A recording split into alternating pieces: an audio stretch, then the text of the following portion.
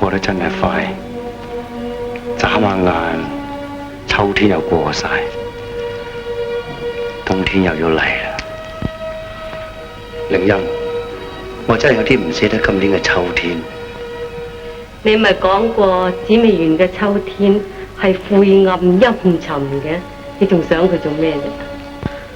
以前喺我眼裏邊，紫薇園的確係陰沉晦暗。而家我又覺得個紫薇園的確變得明朗得多啦。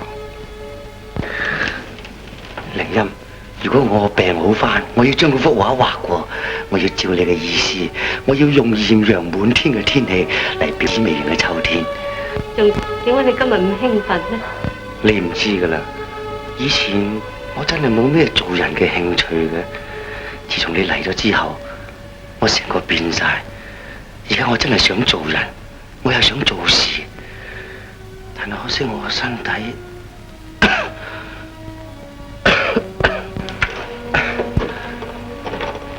我個病，而家咩嘢都唔做得。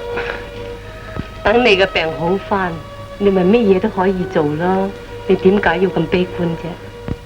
我唔係想悲觀，如果唔係因為我有病，我要做一件事。你要做咩事？你而家可以做嘅，你應該提起你嘅勇氣去克服你嘅病。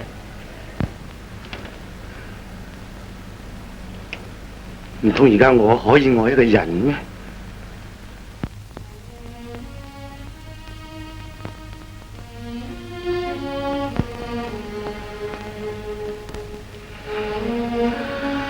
我知道唔可以嘅。